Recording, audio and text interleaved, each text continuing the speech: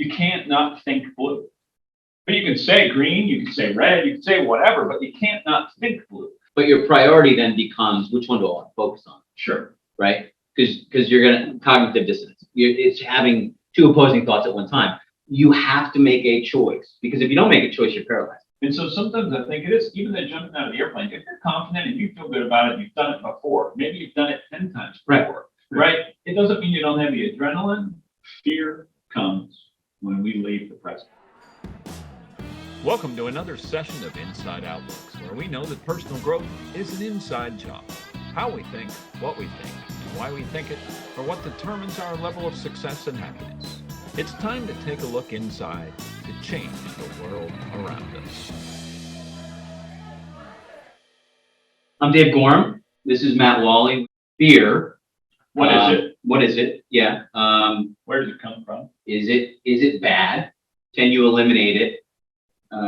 One of the quotes that I like to use with my coaching clients, we tend to, when we get into stress or tension, we tend to think that it's bad, right? It's not necessarily bad or good. It's in the negative space.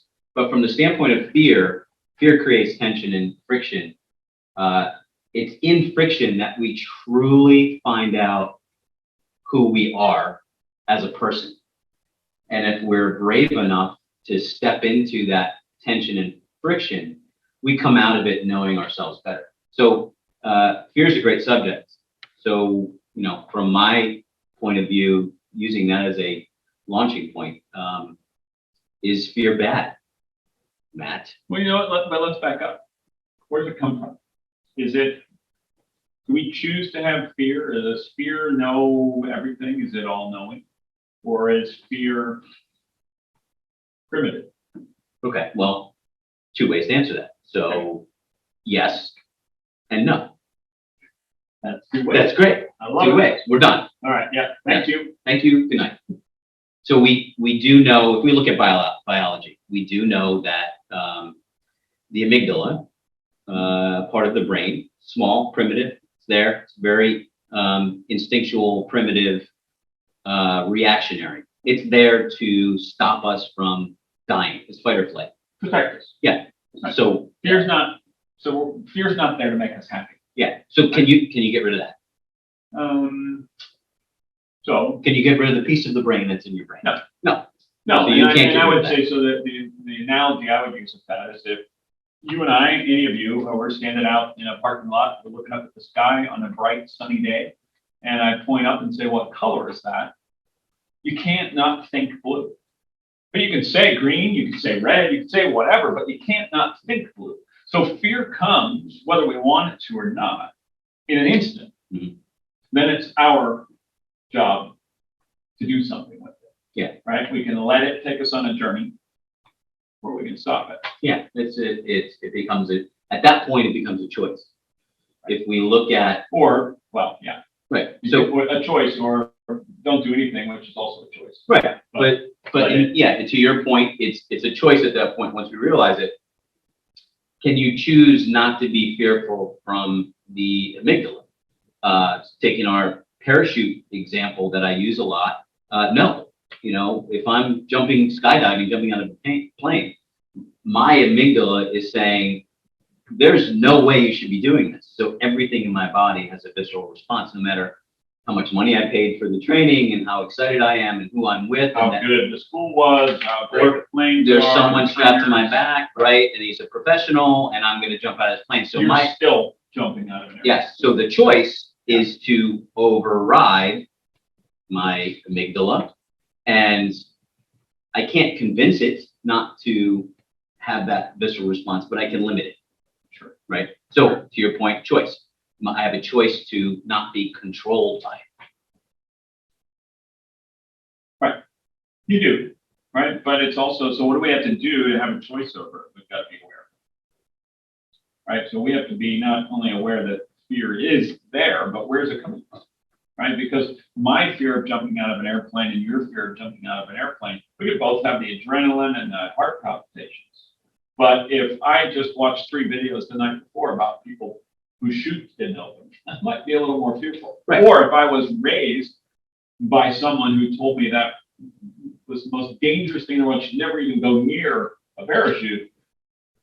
So environment can affect. Right. Well, Right. And that's where you're moving the conversation from biological, instinctual to what I look at. It was Napoleon Hill that wrote, we've got 6 basic fears, right? So that moves to the 6 basic fears. So is it nature or is it created? The 6 basic fears are created. Your imagination is creating that because you watch those videos, those stories the night before about a negative skydiving experience, right? Sure. So that's one of the 6 basic fears, which is death, right? The amygdala doesn't look at it as a choice, right? The amygdala then just says, fight or flight. I have to not do this. I have to run around. I have to run away from this. Right. And so that's where I go back to fear is primitive, right? Yeah. The rest of it is taught or learned. Right? Right? You don't need a teacher to learn something. It's almost created out of thin air from our imagination. Correct. Yeah. Correct. Which can be influenced by our programming, influenced by our environment, influenced by the people that we're with in any situation at any time in our lives. Yeah. Right? But especially from early years. And at that point, that becomes cognitive dissonance, right? Holding 2 conflicting thoughts. Yeah. Yeah. No, this is scary as can be, but I'm going to do it I'm gonna anyway. do it anyway. And the 6 basic fears are driving more of a self-image, which is what you're saying about what you learned, right? Maybe growing up as a kid, child, right? Sure. Creating those fears off of an experience or off of what you've seen. Maybe you were taught or you just learned it through habitual experience. It becomes something that you then avoid. That's where, so how do we find that, right? We know How do you find one? heart palpitations, right? So what is the fear? Where does it come from? And sometimes it comes from things that we're not even aware of, right? I told you a story, I had a coach recently that I work with, and we talked about just the thing I have as a, guy in my mid-50s, right? There was this fear. Anyway, but I had this experience as an adult, right, where a lack of response from somebody or a phone call not returned. I felt this that's about me. That person doesn't care about me. But with this coach, I got vulnerable, and that's part of fear, right? Part of overcoming these things is to be able to be vulnerable and put yourself out there. And so I said, I can't even believe I'm bringing this up, but I'm going to bring it up. And the process was pretty simple, but I know that this is a coach that's trained a lot in this kind of stuff. And he said, just go back, pick your, let your self-conscious or your subconscious wander back and see what comes to mind. And I said, nothing comes to mind that relates. He said, but something comes to mind. I said, yeah. And so I brought up this experience when I was in 5th grade, where it was my first girlfriend ever in the world, right? Who had been dating, or whatever you want to call it, for a year probably, decided to break up, right? I remember where I was standing. I remember what the phone looked like. I remember everything in that moment and how crushed. And so the funny thing was, what he said to me was, you should never be embarrassed or whatever to bring stuff up, because you know how many people in the world, and have 5th graders controlling their lives, right? And so the memory of a 5th grade. Right. And so it took me going to a coach, right, to help me find this moment in time that really flipped a switch for me, where I was like, it just kind of logically, I already knew that I shouldn't feel what I was feeling. But for whatever reason, emotionally, it was still causing a fear. As an adult. As an adult. Right. Emotionally, it was still causing a fear, even though I knew logically it was wrong. So he took me back to that moment. And he said, so what were you feeling? And I said, I was feeling unimportant. I was feeling that, I wasn't important. I was abandoned, right? And he said, okay, abandoned. You take all that stuff, and then he said, do you know what she was feeling? Like, why she did that? Well, no, I don't, right? I can think I did at the time or whatever, but I don't. And so I carried that forward without knowing it. And if he hadn't taken me back there, I wouldn't have gotten to that. So it's a long way of saying, if we don't reflect, we don't take time, we don't find a coach, a counselor, a therapist, whatever, to find some of those moments. And sometimes we can find it through journaling, and sometimes we can find it through conversation. Yeah, we can find it. With people. Yeah, there's many ways to find it. Right. You have to be willing. I think you said it. You have to be willing to be vulnerable. Yeah, my major point to that, a long way to get there, is that some of these fears come from things so far back that we don't even realize. Yeah. And so we've got to identify where it's coming from. What are we fearing, right? Yeah. What was her name? Becky. We'll have to call her when we're done. The Becky story is an example of that's not part of your brain that triggers the fear response, right? Right. What you said is No, the brain should have, in my head, right? Logically, should have eliminated. Right. There wasn't logic to it. There was self-image to it, which is not necessarily logical. And there was 6 basic fears: poverty, criticism, ill health, loss of love, old age, death. At that point, it was loss of love. Right. Boil it all down to that. It was your self-image that created that heart palpitation from the fear, which is the same response, our pea brain is making primitively. Sure. Right. You're creating that response. Right. Yeah. Whether it's something from back then or whether it's something else, sometimes we just have fear and we don't even know where it comes from. Yeah. Right. We don't know why. I mean, it's obvious when you're jumping out of an airplane where the fear comes from. Mhm. Right. Fear of death. That's an easy one. Yeah. But the other things that bother you, the things that create that adrenaline, sometimes it's simple. So I'll give you another analogy. It's excitement. We were talking with Becca about this the other day, that I had an exercise for another coaching experience where they said, what was your biggest frustration last year? And I just sat down and kind of started writing out my year, and I went through this laundry list of I went through a separation. I sold a house, I bought a house, I moved in twice because I had to move out of the house into one place and then move into the house, and then I moved my significant other across the country, and then I did a job transition, and I went, and I'm by the end of 3 minutes of writing that out, I went, no wonder I have so much stress, no wonder I've had fear, right, and all that anxiety, but I hadn't taken time to do that. Yeah. So if we don't reflect on what's happening, sometimes we don't realize, we just feel this angst, but we don't even know where it comes from. And so sometimes it's just reflecting. Yeah, to me, that speaks to creating space. Yeah. Right? Creating space for yourself. So there's 1,000 different ways to create that space. That coach and that experience or workshop, or if you boil that down, your journal experience, to map that out, you knew it. Intellectually, you knew it. But you're not recognizing it while you're doing it for whatever reason. It could be compartmentalizing, which is a way to kind of keep us on task. You get through it, you write about it, and then it becomes, again, a way to be vulnerable and a way to speed up on the continuum of fearful to fearless, right? Yep. You use that as a spectrum to a way to speed up getting closer to the fearless side. Sure. So the idea of that speed control is really good. You don't have great grasp of that speed control when you're in 5th grade. Sure. Yeah. So fear controls speed, right? As does bravery, right? Fear will slow you down. Yeah. Most of the time. And bravery will speed you through, or boldness will speed you through. And neither is great if it's 100%, right? If you're just fearless and, screw it, I'm going. Yeah. That may, well, I don't know if my shoe's folded right or not, but I'm going anyway. Right. That would be a bold move, but maybe not your best. Right. And same thing, if you just grip on and hold on to the plane forever and you don't ever get to jump and you land and you regret that you never did this skydiving, kind of goofy analogy. Yeah. No, I don't think it's goofy at all. I think it actually makes perfect sense. It really comes down to just being curious, right? Yeah, and it slows us or it speeds us up. It's always avoiding pain. Yeah. Fear wants to avoid pain. We could look at it as fear wants pleasure, but really when it comes down to the pleasure is avoiding pain. Right. Right? Right. The fear is, from a primitive standpoint, it's avoid death. From a self-image, it's avoiding pain. Yeah. Either way, it's pushing you in the direction of avoiding, not doing.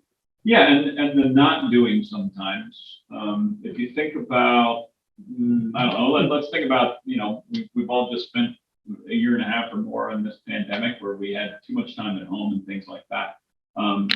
Maybe before that, think back to a time where there are times where, and I know because I've had clients and myself, Where there's like, oh, you get an invite to dinner. You go, no, I don't want to go. I'm just going to go home and spend the evening by myself. And then I get home and I go, why the heck didn't I go out? Right. Because the next time when I actually say yes, I'm like, this is so much fun. Why did I do it? Right. So and I don't know if it's a fear, but the reason I don't go, if I keep not going and I keep not going, it's comfortable. So a different example, you're invited to go to some networking event. You got to go by yourself. You don't like to go to events by yourself, so you don't go and you don't go because it's more comfortable. Right. You make a habit of that. But what happens is that instead of a rip off the Band-Aid going and being in the event, it's a slow burn. It's a slow pull of the Band-Aid, day after day, month after month, year after year, because you never do it, right? And so the pain would have been quick, but done if you went, and it's going to be slow and last a long time if you don't, but we don't feel it as pain, right? Because it's comfort. It's comfortable. Right. Well, because that would be what we're trying to do when we're avoiding pain. We're trying to surround ourselves with comfort. Right. Even if there's tension around it, we might be very comfortable inside that tension, right? As opposed to the imaginary aspect of, oh my God, when I go there, I'm going to be laughed at or whatever it might be. Well, so maybe a better example is going to the gym, right? Going to the gym is painful for the first day, then the first week, and maybe the first month. When you keep going, it gets easier, right? But if you don't go to the gym, it's comfortable because, no, I don't want it. It's too much effort. I got to get up too early. I got to do whatever, right? But if you don't do it day after day, week after week, month after month, that affects your health, right? Yeah. So it's still, you're avoiding the pain, but in reality, you're bringing pain. It's just a different kind. It doesn't feel like a blow. It feels like Well, I think what you're saying there is fear diminishes with action. yes, or it increases.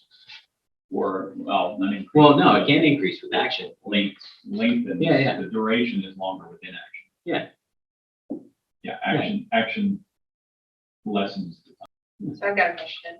All right. Yeah. You guys have been talking about the energy that surrounds fear, right? You're saying it creates this fight or flight response that either paralyzes you or moves you. How do you consciously channel the energy into the productive outcome that you want? So you're facing, you're on the edge of the airplane, you're holding onto the sides, and they're like, okay, you can jump now, and you're like, okay, I'm ready. But your body's not doing it. Yeah. How do you move into action? Yeah. I think if you look at that, so the way I would answer is if you look at the continuum of fearful to fearless as an example, that one end of the spectrum where fearful, it really has to do with a reflex response, a flinch, a reflex response, whether we're talking about the part of the brain that's fight or flight, or we're talking about the part of the consciousness that is more self-image and afraid of loss of love, right? That's reflex. So habit, right? A flinch is a habit. The other side of it is choice, right? So the being brave is actually a choice. You have to actually walk yourself through that. So the answer, I think, comes from being able to be curious about what it is first, to name it. What is it exactly? Maybe not exactly, but at least starting down the process of being curious and what is it that is making me fearful, and what actions do I have to take to move?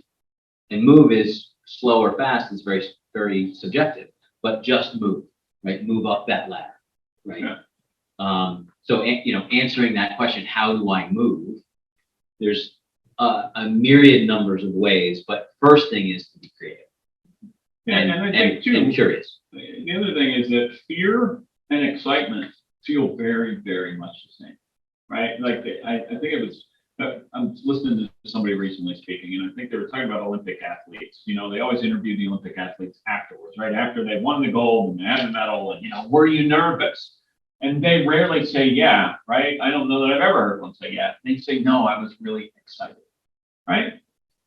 I would say they probably were nervous at some level, right? Mm-hmm. But for them, it's excitement. And so sometimes I think it is, even the jumping out of the airplane, if you're confident and you feel good about it, you've done it before, maybe you've done it 10 times before, right? It doesn't mean you don't have the adrenaline, but maybe, I don't know, maybe we turn it, sometimes we look at it and it freaks us out, when in reality, it's just like, wow, this is going to be amazing.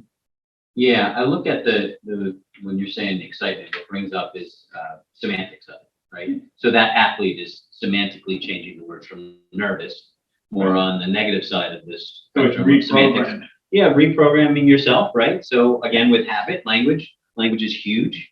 If we don't pay attention to it, it will control us like fear, right? Sure. So I think excitement becomes a semantics game that we can only play if we're creative and curious. And aware. Yeah, You gotta be aware of And what aware. the fear is. Yeah. To turn it into excitement. Because if it's not, it controls you. So I have another question that I don't have up here. follow up in the front row.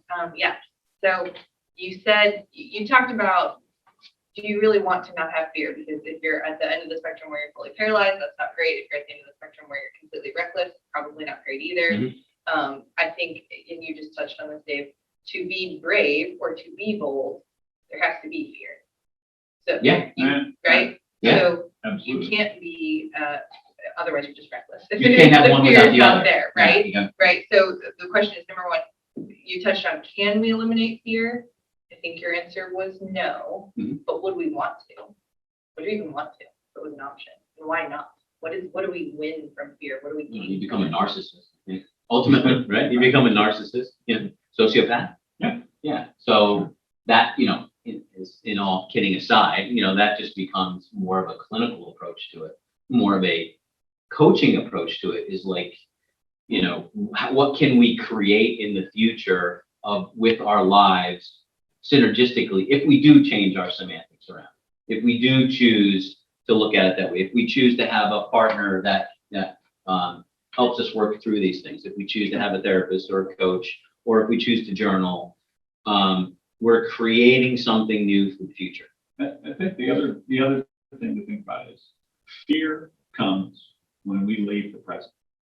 It comes when I go, ooh, if I do this, then that might happen. Or because I did this, somebody might still be thinking this or whatever. If I go past or I go forward, it's, we all know we worry about whatever it is. If you worry about paying your bills, or you're worried about a doctor's appointment, or you're worried, you don't do anything, right? It doesn't help you at all. But we're not in the present. Because all I can do is what I can do today, action-wise, right? Yeah. But I'm fearing something in the future, or I'm fearing something from the past, rather than just going, oh, wait a minute. It brings in mindfulness, right? It's like, where am I? My mantra for the last year and a half has been be where my feet are. In other words, be mindful of where I am rather than trying to get to the next thing, get through this to get to that, whatever. And if we're conscious about where I am right now, what can I do right now? Because action alleviates anxiety, right? And so if I can take action, then my fear lessens. If I'm focused on my fear, it's because I'm focused on something that hasn't happened yet, or something that already happened, and I can't control either of those. Yeah, past and future is in your imagination. Even the past, factually something happened, but the story around it is in your imagination. Yeah, most of the time it's not the actual event; it's what Yeah, people thought about the event, or what it's collateral damage was. yeah. Becky's in the past. Right. It was something that happened. You can create a new Becky in the future in your mind's eye because we're extremely creative. Sure. Worry is a misuse of our imagination. So you would be stunted in your romantic life if you looked at every scenario as a Becky scenario, and you're creating new Beckys. Well, Right? So that's in your imagination. How many of us have seen something from our childhood that we remember a certain way, and we see it like, oh my goodness, Yeah. it's so much smaller than I thought it was, or so Yeah. much, whatever. Yeah. Right. And so same thing with the relationships. Yeah. It brings to mind the creativeness of our imagination from memory to the future. I think Peter Jackson's doing a movie on the Beatles right now never watched footage from their last album, and he had asked Ringo and Paul what was their memory of that time, and they both said, not good. We were fighting the whole time. It was not fun. All I want to do is get out of there. And then he showed the footage, and the footage was of 4 friends hanging out, having a good time, making music. And they said, Sure. I don't remember it that way. Interesting, right? Yeah. So it's creating that future by creating a different past. Well, right. We could do that all the time. You can look at the opposite, that, how many relationships do people look back and all they remember are the good things? Yeah. right? And then they get back together again, and they go, oh, I forgot about all this stuff, right? Well, that's an example of not treating fear with the respect that we should. Yeah. Right? I'll follow up to that question then. All right. Okay, you've got some notes here from Napoleon Hill. 10 stimuli of the mind, and Yeah. fear is one of them. Yeah. Some of the other things on the list are drugs and alcohol, love, sex, friendships. These are great things we all love, right? Things that you can get addicted to. Yeah. How do you avoid a cycle of fear as a stimuli that you are addicted to? I got an answer for that, because I think, here's the thing, and you kind Because of you're alluded. sex addict, that's why. Yeah, that's it. When you get in a car and you let your foot off the brake and you're in neutral and you're on a hill, where does it go? It goes down naturally, right? It's where our minds go down naturally. Fear takes us down the spiral, the downward spiral, right? It takes effort to go up them, right? You need a motor, or you need friends to help you push if you're out of gas or whatever it is. It takes effort. So it's the same with fear, right? Because it's really the same with addiction, right? It's easy to go with it. It's hard to go against it, right? And so that's why there are things like positive affirmations, Right. That's why there are motivational speakers, all those things, because we need it naturally as humans. Like we said at the beginning, fear is here to protect us, right? It's not here to make us happy. It's here to protect us from things. And so in order for us to do the things that are going to make us happy, we have to look at fear and go, hey, no, you're standing in my way of doing something that I really want to do, instead of, oh, yeah, you're right, I should just go downhill, right? Down, there's no such thing as an upward spiral, right? It doesn't gain momentum. You have to keep working it. And that's why you've got what you put in is what you get out. So, I mean, if you think of a football team in the locker room right before the game, they get into their huddle, and one of them goes, man, did you see that other team? Those guys are huge. They're going to crush us. How's that going to affect their performance? Versus the team going, man, we have worked hard for this. We prepared all week. We're awesome. We're going to go, right? It's creating something in the brain that is going to make life better. This is where affirmations take us to the positive. They give us hope. They give us confidence. They give us whatever. Without them, the natural is the primitive, is the, oh, I can't do that. Oh, that's not going to work out. I'm going to die. And then the more we let that happen, the more we get sucked into the not doing. Yeah. And the more we choose what we put into our brains, whether that's motivational speakers or having a coach or reading positive materials or whatever, same could be said. You just keep watching the news. Well, guess what? You're probably not going to be a very happy person, because we don't have a lot of happy news. Yeah, that example is like aware, open, transparent. That's not hyper focused, right? That's opening up to more things. You can't be closed and be aware. Right. So, one idea of the opposing team is much larger. That's one focus. It's true. Sure. Maybe. And It's true. It's a perception. They've created a truth, but it's only one piece of it. Opening up and being curious and being more aware of, oh, but look how far we've come, and look at what we've done, and we deserve this. That just opens up curiosity to why you're there. Well, yeah, and you could simplify it down to, you can't have a positive thought and a negative thought at the same time. So if I'm thinking positive about how good we're going to do, I can't be thinking about the fact that they're going to crush us. I just can't. I can't have that simultaneously. If I can, that's where if you get the affirmation thing going, or you get the positive thoughts going, whatever, the more you have, you can't have the other. At least not at the same time. So we've determined fear is a real human reaction. We can't escape it, nor would we really want to, but we want to own our fears. So how do we do that? How do we move into action and own our fears? Great question. So owning the fear starts with, again, we've said it a lot in our conversation here. It's being curious, right? So a step-by-step way that we came up with it is a 5-step process of owning it. And owning it, the word own, I think, is very Take responsibility. yeah, it's special in this case, right? It's utilized intentionally. So you either own something or you're a victim of something, right? So it's easy for us to be a victim of fear. What we want to do is we want to flip that and have ownership to our fears. Right. So 5-step process. 5-step process. Starting with An R. Pirates love our 5-star our 5R process. Right. R. First, we start with recognize. So we have to know when the fear arises or appears. We have to know it. We have to then, by knowing it, it's like going to a doctor. You got a pain and you're fearful of it.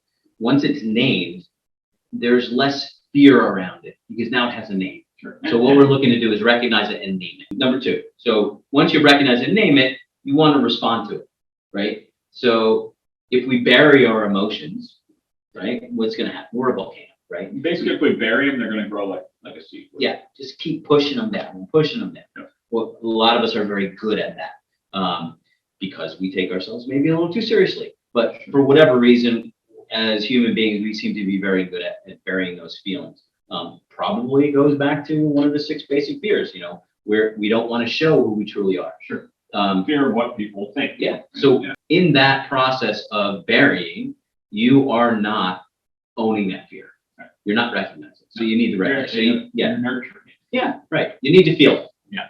I think we're afraid to feel our feelings, especially if they're fear, because fear can come out in anger. It can come out in a number of different ways. So you do have to feel it. You have to feel it in a very safe way, in a very graceful way. It's very tough to be graceful when you're angry, but sure. To kind of, I don't know, what am I trying to say? Feel it. Well, I mean, yeah, get vulnerable with it. Okay. And which really leads into the next one, which is reflect. And, reflect is how do you build a relationship, right? I mean, think of dating, think of anything, clients, if you're in sales or anything else, is you ask questions, right? You ask questions of them. If you just tell them about yourself, it's not building a relationship. But if you ask questions, right? And so it's the same with ourselves. We've got to build a relationship with ourselves by asking ourselves questions. Asking the harder questions of ourselves. Yeah. For instance, if you ask yourself, well, did I do, am I a good leader? Let's use that, right? Mm-hmm. Well, instead, just throw a how in front of most of your questions. How am I a good leader? Yeah. Mm-hmm. Right? Because you're redirecting. So the answer. I'm feeling, whatever. I'm feeling panic. Well, how panicked am I feeling? Right? How can I deal with that? Yeah. You know what I'm saying? Anyway, the point is we want to ask more questions for ourselves. It's hard to ask. Yeah, I think from a reflection standpoint, what you're saying is it's hard to ask. It's hard to follow up a binary question. Am I a good leader? Yes or no? Right. And you're done with either answer, right? It's how am I a good leader? Or how can I be a good leader? It opens up to be curious about the multitude of ways that you can be a good leader. Well, it's like, so people ask you how you are. Oh, I'm fine, right? Okay, so ask yourself, how am I? Because it's not. Yeah, am I really fun? Right? Define it. It's not what you would say to somebody asking you that, but answer for yourself. How am I really? Yeah. Right? What's going on? I know I've had countless clients that are like, what do I, when I tell them journaling is great, right? Well, what do I journal? I said, I don't care what you journal. Journal that you're upset because the grocery store is out of your favorite kind of ice cream. Whatever comes to the top of your mind, get it out, because that's the stuff that's keeping you from getting to what we're talking about, which is the deep-seated stuff that we don't think about every day. Yeah. All right. That's why we got to ask more questions. But sometimes you got to get rid of the top of mind crap from your commute or from whatever you've had in your day. It's clearing out the cobwebs. Yeah. Next is to reconnect. Right. So reconnect. There's a number of different ways to reconnect. So I love to say in my coaching, like, what do you celebrate? Even if it's a small thing. So what we're saying here with Reconnect is you do have to find a way to celebrate. Celebrate what you just learned about yourself. Celebrate. So you're saying rejoice. I'm saying rejoice. There's another art. Yes, rejoice. The idea to reconnect, so you're reconnecting with yourself. Celebrate that whole process. Only until you get through these steps can you change behavior. Right? And at each level, there's curiosity and awareness. And every time you go from one step to the next, it actually opens up more, opens up more, opens up more. And then when you're reconnecting and rejoicing, even if it's a small fear, like for me was jumping out of a plane. That for me, I celebrate that all the time. It's a great story. It was the one thing that drove me to do it one more time, right? Sure. So I can have that as an example, a blueprint to even something that is more of a self-awareness fear over a primitive fear. Yeah, and it's back to the reflection part of things, that once you reflect, then you can choose the path, right? And it may be the path you're on, and you may decide that's okay. Or it may be, I need to go in a different direction. Yeah. Right, but the point is you now have a choice. Whereas before you were just going down the road and you didn't even know there was a turn. Yeah. Right, and so that allows us to then celebrate because, wow, I chose to continue going the way I was going, or I chose to take a left turn and go a different direction. And that's the celebrate part, the rejoice, the reconnect. Yeah. Then at that point, you have no more fears in your whole life. You're done. You went through That's it. 4 steps and you're done. Thank you very much. Right. But What's the final R? repeat, Rinse rinse and and repeat. If you repeat. want to add an extra, all right? Because it's going to come up, right? So it's emotional responses, they're feeling responses, they're thought responses. They're constantly going to come up because we're a walking around thinking being. So no matter how small the fear is, no matter how large the fear is, when you overcome it, you're going to be in the process of repeating. So once you repeat that, it becomes a little bit more easy next time. Yeah, and I think the lesson to close this out is that, Dave and I are here, you're hearing us talk this stuff out in front of you. And there's a reason we do that, right? Because it helps us. It helps us identify this stuff in our own lives. And that's the vulnerability, right? Dave and I know each other well enough now that we can be vulnerable, but that doesn't happen. It's not instantaneous. And so if you've got somebody that can bounce things off of, it helps considerably. The other message I want to get out there too is that we're both coaches. And if you have a coach that tells you they got it all figured out, get a new coach. Yeah, right? right. Because we're learning this all the time from each other, from other people, from Yeah. experiences, from life. From my clients. Right, exactly. From our I'm clients. learning more from my clients than I ever learned from hiring a coach. Now, it's valuable when I hire a coach, but there are little tidbits in coaching them that I see, wow, that really brings out something in me. Yeah, and it's really hard to overcome fear on your own. 100% on your own, right? Because you're just processing your thoughts with the same thoughts that were there to create the fear, or the primitive side of things, the thoughts that went from programming and from life, right? So we're done. We are done. We are done. Yes. Thank you. Thank you for attending. Thanks for listening, and remember, your outside world is an inside job. See you next time.